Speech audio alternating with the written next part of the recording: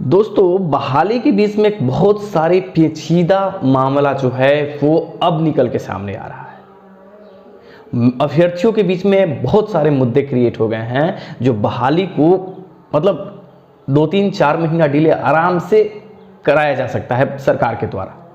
अब इस मसला को देखते हुए अभ्यर्थियों को की जो पूरी लड़ाई है वो महज एक बात के लिए होनी चाहिए कि पूरे बहाली प्रक्रिया में ऐसा क्या किया जाए जिसमें ज़्यादा से ज़्यादा सीटें जो हैं वो ऐड हो जाए, ज़्यादा से ज़्यादा सीटें ऐड की जाए। चूंकि आप जानते हैं कि सरकार जो भी बहाली प्रावधान करेगी उसमें आपके और हमारे कहने से कुछ भी एप्लीकेशन दे दें तो कोई ज़्यादा इंटरफेरेंस हमारे डालने से नहीं होने जा रहा है। सरकार ने जो प्रक्रिया जो प्रावधान तैयार की है हमारे बहाली प्रोसेस के लिए, उसमें सरकार हेर फेर नहीं करेगी। आप एप्लीकेशन दो, क्योंकि आप हम मिल करके हज़ार एप्लीकेशन दिए, तो सरकार ने उन एप्लीकेशंस को समझा है, रिव्यू किया है, उसके बाद सरकार ने ये डिसीजन लिया है। अब मसला ये फ़ायदा होता है कि सीट ज़्यादा से ज़्यादा कैसे है, और ये बात सबसे ज़्यादा किसको समझना चाहिए, ज़रा ध्यान से सुनिएगा। ये वीडियो अहम होगा आपके लिए। ये उनके लिए ज़्यादा ज़रूरी है जो अभ्यर्थी नॉट मेरिट के हैं। समझिएगा, आप भले कहते हैं कि नॉट मेरिट मत कहिए, लेकिन देखिए इसको दिल को आप संतुष्टि के लिए ये वर्ड कह सकते हैं, लेकिन आपके स्कोर कार्ड पे ये चीज़ें लिखी है उसे मानिए, आपको मानना ही होगा। तो नॉट मेरिट वाले अभ्यर्थियों को ये सोचना है कि हम बहाली जो है वो हम तभी उसमें शामिल हो सकते हैं जब ज़्यादा से ज़्यादा हम सीट इंक्रीज कराने की बात करें। अगर सीट इंक्रीज के सिवा अगर दूसरा कोई भी मामला हम रखते हैं, दूसरा कोई भी मुद्दा रखते हैं, वो तर्कहीन है, अर्थहीन है, उसके कोई मायने नहीं है, चाहे कितने भी एप्लीकेशन दें आप।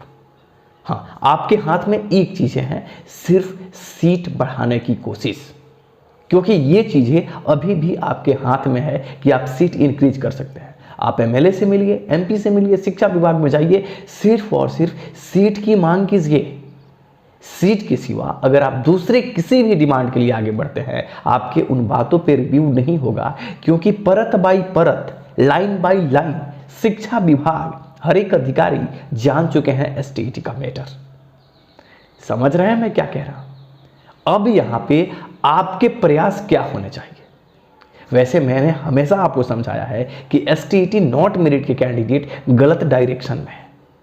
इस समय आपका सबसे बड़ा जो दायित्व है, सबसे बड़ा जो आपका एम होना चाहिए वो ये कि बिहार सरकार के जो गजट है, जिस गजट पे आप लोग कभी कभार नाम लेते हैं, जिस गजट पे को अगर आप फोकस कराते हैं तो मैक्सिमम नॉट मेरिट के कैंडिडेट हैं वो भाग ले सकते हैं।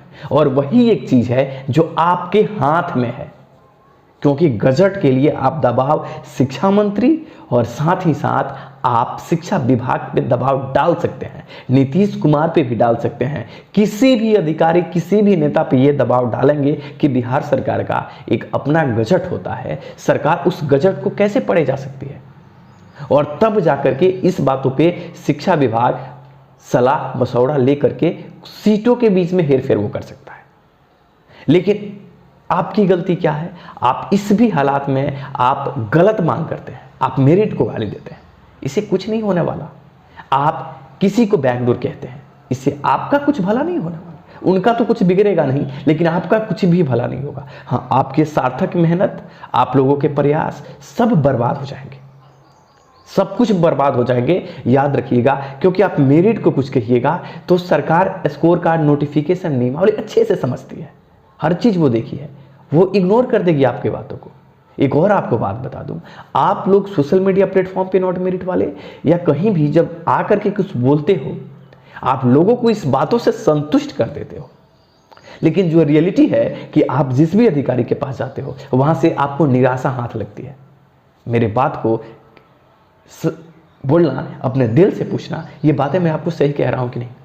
और मैं हमेशा मेरिट को सलाह देता हूं, है ना, एक सच्ची, एक अच्छी बातें जो आपके फेवर की हो, ये मैं आपको सजेस्ट कर रहा हूं, आप लोगों को बता रहा हूं। आपके जो भी नेता हैं उनके बातों उनको समझाइए, वो थोड़ा नासमझी कर रहे हैं, वो अभी भी मीडिया के सामने जाकर के क्या कर रहे हैं, उससे कुछ नहीं होगा। याद रखिए, ये मेरे वीडियो रिकॉर्डेड हो जाते हैं, रहते हैं, डिलीट नहीं होते। ये बात मैं अगर आप लोग फिर मेरिट को कुछ कहिएगा, नोटिफिकेशन को कुछ कहिएगा, बिहार सरकार को गाली दीजिएगा कि, और बीएससीबी बोर्ड के अध्यक्ष आनंद किशोर को गाली दीजिएगा कि वो कैसे मेरिट बना सकते हैं, मेरिट बनाने का अधिकार उनको कैसे है।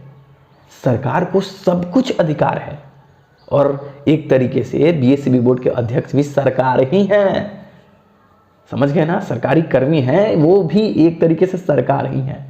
सरकार कुछ भी कर सकती है, समझ गए। आप लोगों का पूरा फोकस मिल करके गजट जो है वो गजट को फॉलो करवाइए, क्योंकि गजट इस बात को कहता है कि हाई स्कूल में अगर सोशल साइंस के सब्जेक्ट में तादाद ज़्यादा हैं, साइंस के तादाद ज़्यादा हैं, तो इन सब्जेक्टों में क्या है कि 2-2 टीचर अनिवार्य करनी चाहिए। और अगर 2-2 टीचर अनिवार्य करती हैं तो अप्रॉक्स 9 लाख से ज़्यादा स्कूलें हैं आपके बिहार में। 9 दूना 18 होता है, 18,000 सीटें हैं।